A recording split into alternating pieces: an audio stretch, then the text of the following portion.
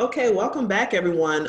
Once again, we're following up on our webinar, Overcoming Performance Anxiety and Stage Fright. And up next, I have the wonderful, wonderful Professor Dwala Simmons-Burke from Winston-Salem State University. Welcome, Ms. Burke. Good to have you.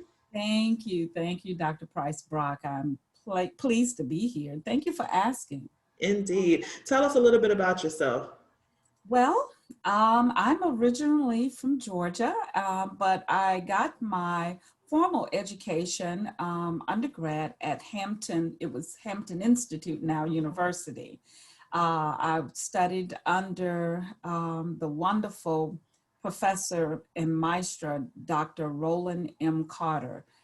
We all pretty much know him as the arranger of the Negro National Anthem, Lift Every Voice and Sing. From there, I went to the University of Illinois in Urbana-Champaign and received my master's degree in music education. So both bachelor's and master's degrees were in music education. Bachelor's with a concentration in voice, and that of the master's in music education. And I also studied under the William Warfield while I was at the University of Illinois, and Dodi Protero from New York. But I also did some studying with conducting, and conducting certainly is one of my passions along with singing. I have also done some studies at the University of North Carolina at Greensboro. But I've been at Winston-Salem State University as the Director of Choral and Vocal Studies there for now 31 years. And I have just been excited about every year about what we could do at the university. I'm pleased to say that I've had the opportunity to create some new choral groups while at Winston-Salem State. And those groups are the Winston-Salem State University Singing Divas. Those are our SSAA groups. And then Complesso Voce, which is a particular group that will pull out of the larger ensemble to do repertoire that is more particularly dealing with some of the Baroque and Renaissance kinds of things. And then the Burke Singers, which is a female a cappella group named after yours truly. I didn't do it, the students did.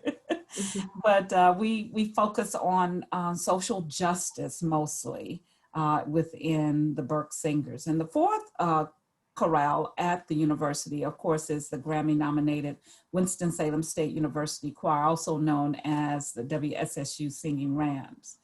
I've been pleased to know that this choral program has been growing, but I certainly walk in the footsteps of my predecessors. Dr. James B. Kinchin was there 10 years before me, and 20 years before that was Dr. Robert Morris. And before him, we had Dr.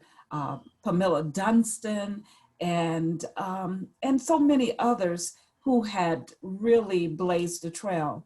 One thing great about Winston-Salem State University is that it was the first student organization founded on the campus of Winston-Salem State, which was then Teachers College.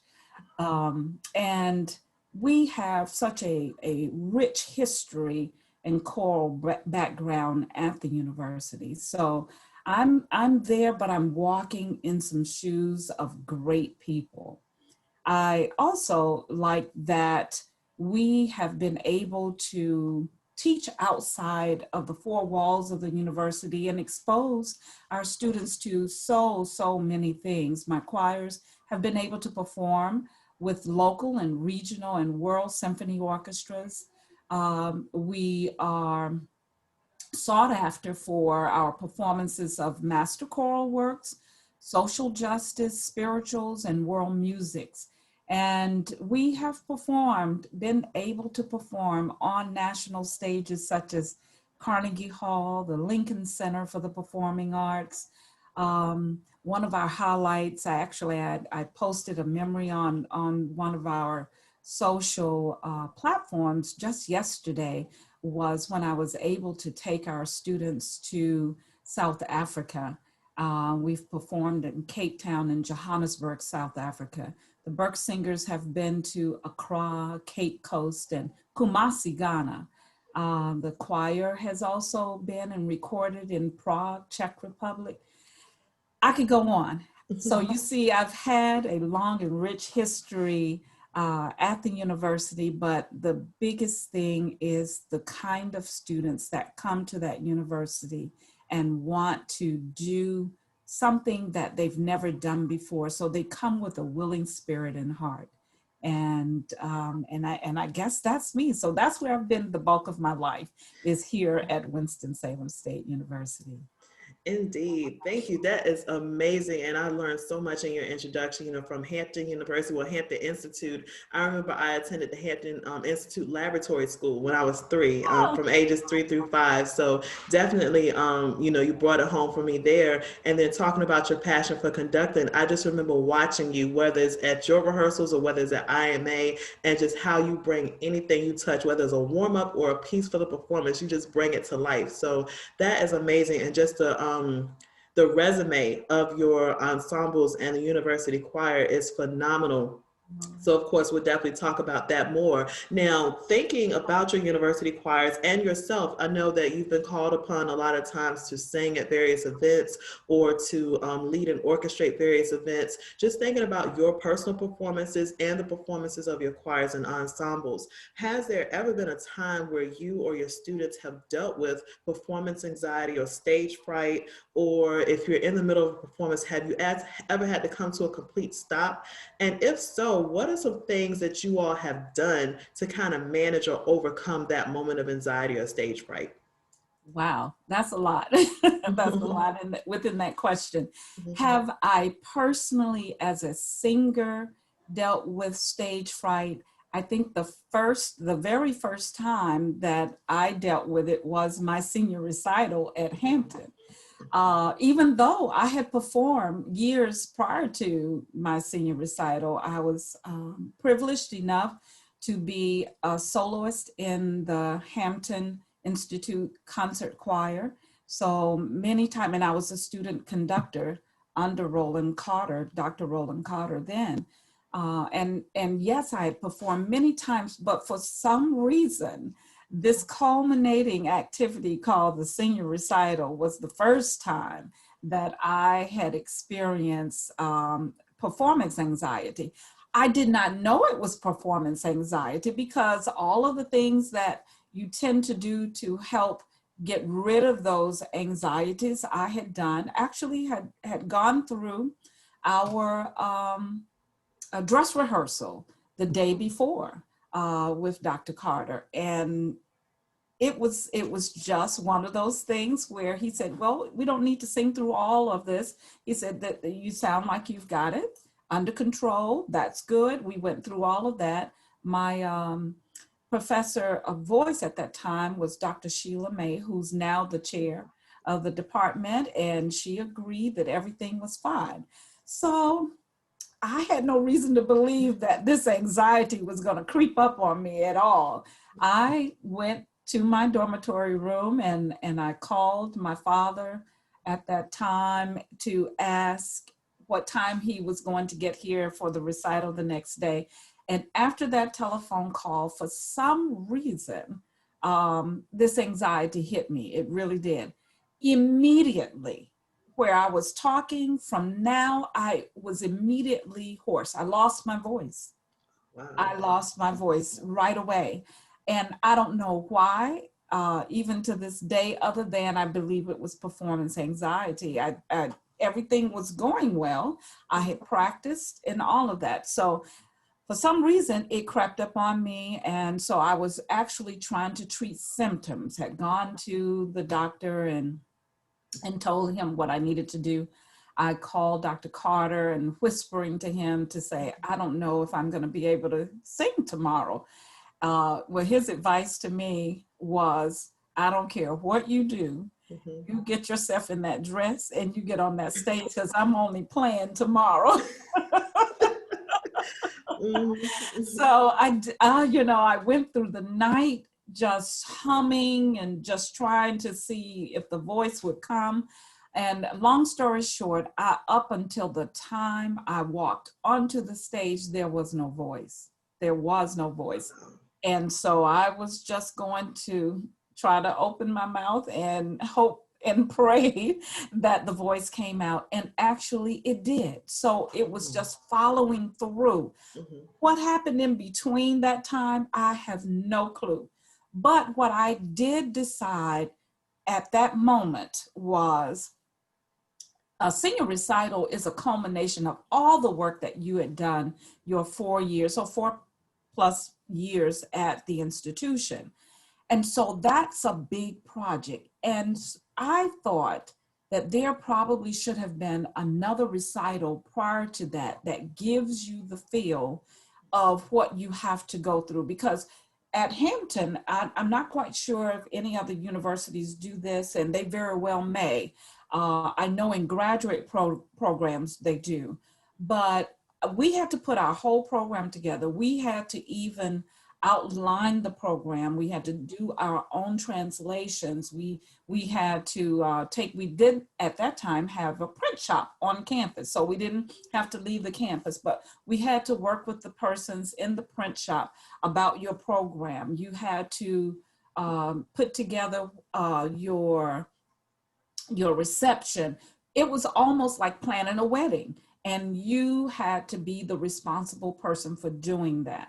And so I had decided, because I knew already I was going to be a music educator, I said, when I start teaching, if I ever get to the collegiate level, um, my students, whether it's a requirement of the department or the School of Music or not, my students will do a junior recital Mhm. and they will perform a senior recital. Because the first time pulling all of those things together, and it can be an overwhelming task, should not be just at the senior recital time. So as a performer, as a singer, yes. As a conductor, I have not had performance anxiety. Now, my students, and we've talked about this, my students and I have talked about this, and they said, well, do you think it's because your back is turned to the Mm. audience? As a conductor, I said, you know what, that may be a very good observation.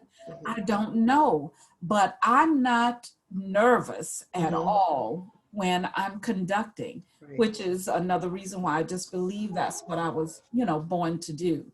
But have I had to stop in the middle of a performance that I was conducting? The answer to that is yes. But what I normally try to do, and this was before stopping in the performance, Mhm. I normally try to work with my choral ensembles and say, if we get to a troubled part that we have been wrestling with up until the performance time, and I say, what if we get to this point and this happens? We need to know what we will do so we just do not fall to pieces. So in other words, we practice having made the mistake or whatever and what we should do, because I can't start lecturing in the middle of go back to you. Also, if you have an accompanist, that's another thing, because they have to be able to understand where you are and where you need to go back to. So you can't talk the whole time to the accompanist on stage and to your choir at that time. So we practice what we call the what ifs. We practice the what ifs. And I have found that when we practice the what ifs hardly ever come. Right. They Mhm. hardly ever come. Now, I did one time, we were performing Handel's Messiah, the complete work, at a holiday concert. And one of my students in the soprano section, we were working on one of the choruses, and she came in too early on her part. And so we stopped, and I said, oh, well, no, I did not stop right away. She kept singing, she was the only one in the section that was singing this line. The line was right, but it was at the wrong time. And so eventually we just had to stop. And I said, sweetheart, did you not know that you were, she said, no, I was trying to figure out what happened to all the sopranos. I said, what are the odds that you are the only one that is right in coming in on that part? The odds are not such that you would be the only one. It could happen, but I said, but the odds are really against you. And so I said, so now this is the what if section. I said, what if that happens tomorrow night? And so what I told her was, you cannot stop in the middle of it, because everybody will pretty much everybody will know it's a mistake anyway, because they know this work. I said, but you've got to make it sound as if it was right. So you must sing with gumption. You must sing with authority. You must go ahead and work that out, so to speak. But when we got to that at the performance time, it did not happen. And the first thing, as soon as we got to that part where she had done that the night before, I winked my eye at her, as if to say, we got past that. And everybody was relaxed. So that's some of the things that I've done. I've only had to completely stop a performance when we were on tour. This is as a conductor again. And the accompanist actually pitched the piece incorrectly. And I was asking the accompanist to give us the correct, and they just could not. They had played maybe about 3 notes at this point as beginning pitches. So what I did was, this is a what if situation too. So sometimes I rehearse pieces, of course, in their original key, but there are some things that we look at as conductors when you look at your choir and understanding what you have and what you don't have as possibilities. So if you have a note that's out of range and you don't have a bass that can sing the particular note, sometimes we will redo some things as far as the order of the pitches, invert, so to speak. But there are also sometimes when I have pitched something a half step higher, just to make sure that we are not going to be too flat with some pieces. And so I went on and started with the last pitch that was given. But the students, you can have several students in the choir that have perfect pitch or many that have relative pitch. And they were determined not to sing in the key that was given for them to initially sing. So I had people everywhere, all over the place. And so luckily for them, someone was talking very loudly in the audience when we began this piece. And I'm giving away my secrets now. Someone was talking in the audience, and so I stopped the choir and I turned around and I went to the microphone and I asked politely if we could have everyone's attention. And it was very difficult for the choir to sing with this kind of confusion going on in the audience. And so, of course, they got it together. And I turned around to the to the choir, and I said, "You better be glad." Right. But anyway, and we and I finally told, of course, the accompanist realized what they had done, and I looked at them to give the pitch again, and they gave the correct one, and we went on. There were no mistakes, no major mistakes for the rest of that performance. And of course, we talked about that. We have to always review. I think it's important to review when those mistakes are had, try to figure out why we had the mistakes and what we needed to do the next time in order not to make that same mistake. Indeed, some very sound advice. And for those of you listening, again, you can see some commonalities between each of my speakers, just saying some of the same things. When you're hearing these things more than once, you know that this is something you need to apply. And Professor Burke mentioned practicing the what ifs, practicing the mistakes so that you know how to overcome them. Dr. Lamon Lawhorn also mentioned too, we oftentimes want to practice perfect. You know, we don't account for what happens if we make a mistake. You know, we practice for perfection. We don't practice the recovery. And the recovery a lot of times is very important to your overall performance, more so than the mistake you made. Is how you get back up. Even Mr. Y.L. Douglas said the same thing, is how you get back up, how you recover, that makes, you know, makes a difference. Thank you so much for that. Our final question today is, what advice would you give to vocalists? And we do a lot of talking about people who are trying to audition to get into our programs, but we don't often account for when they leave our programs and they're still going on to perform. What advice would you give to those who are trying to get professional vocal gigs, either with a performing group, an opera group, as a backup singer for a recording artist, or as a lead artist themselves? How would you help them to identify triggers of performance anxiety and stage fright, and how to overcome it when they go into those types of auditions? Well, one thing is that we, as singers, have to understand that nobody, and these are things for instrumentalists too. Nobody is expecting for you to be what we call perfect.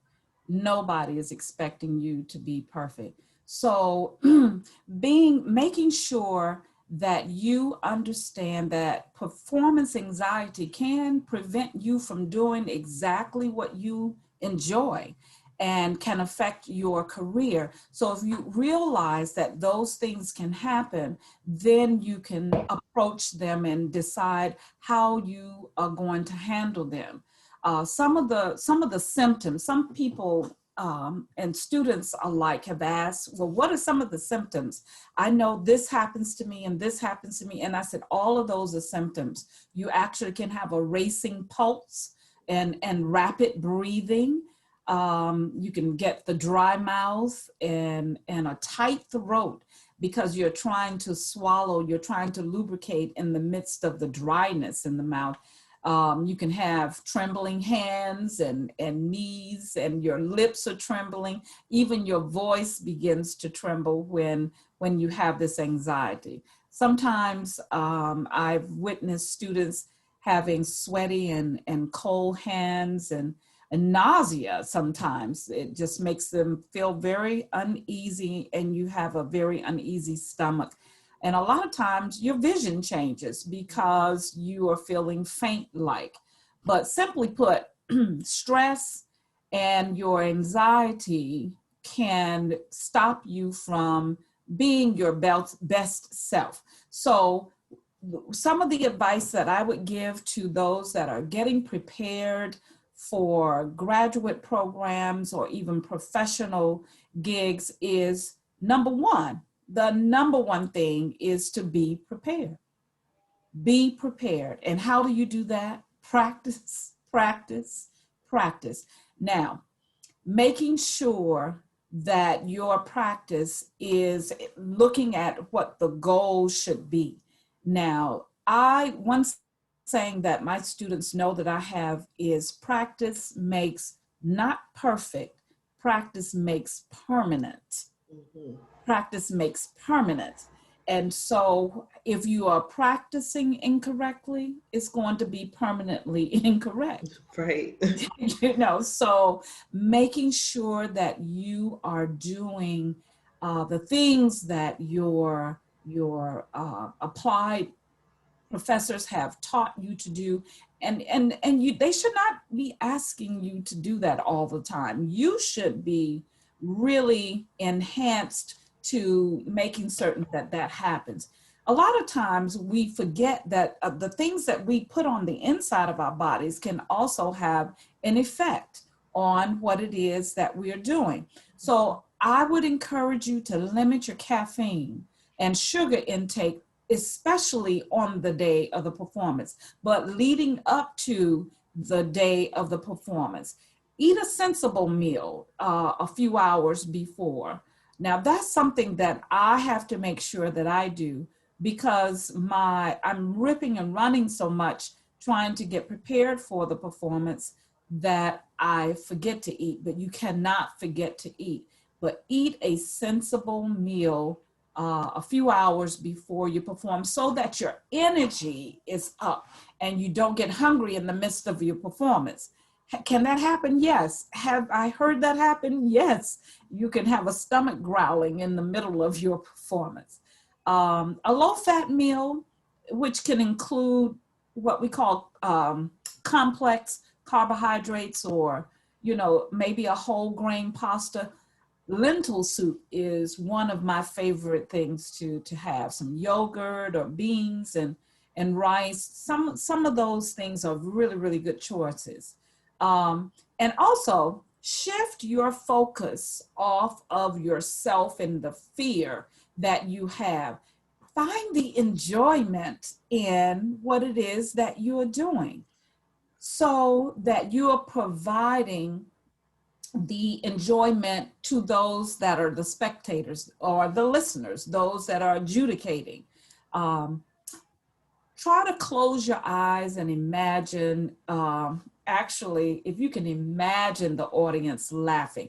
Now, I don't mean close your eyes in the middle of the performance, because there's something that deals with eye contact. You need to be able to do that. But one of the exercises that I really, really endeavor in is meditation.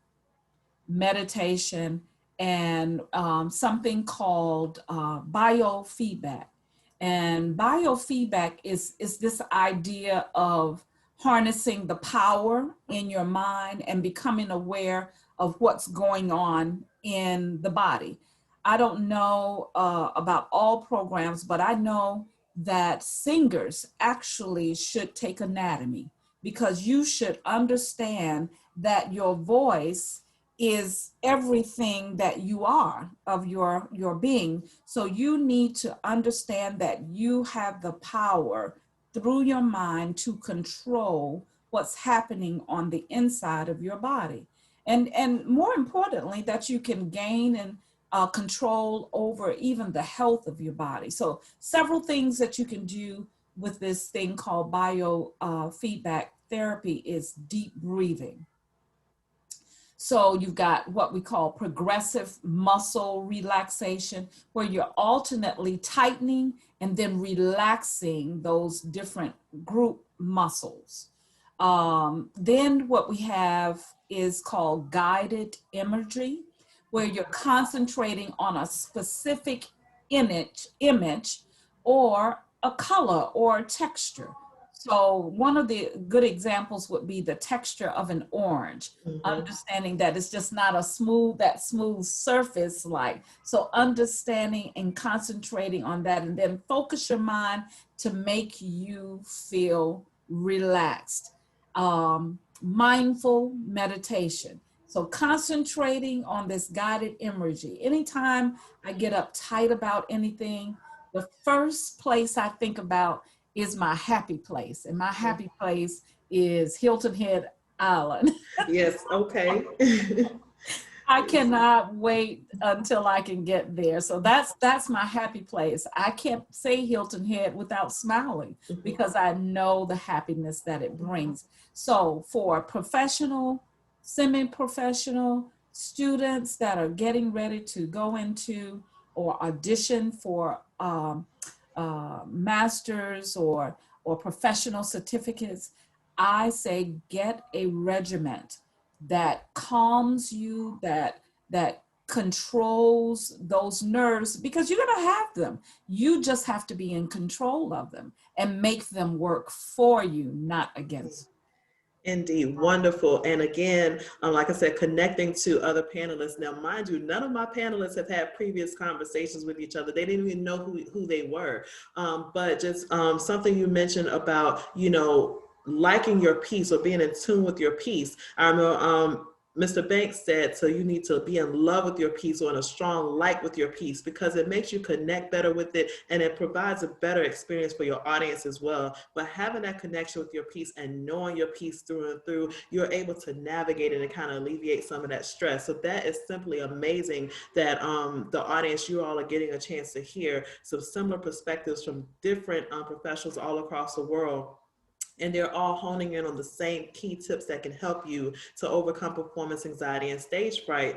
Dr. Burke, before we go, is there anything else you wish to share for the greater good of our music majors or music professionals that are listening? Or would you like to give a shout out for how students can apply to the choral program or to the vocal program at Winston-Salem State? Yes, yes, and we're always looking for wonderful students. We take our students into our program and help to create some of the greatest performers and educators in this country. We have students, at least I know I have personal students that have come through Winston-Salem State that are professional opera singers right now. I have students who are outstanding music educators in their particular fields and areas of concentration and research.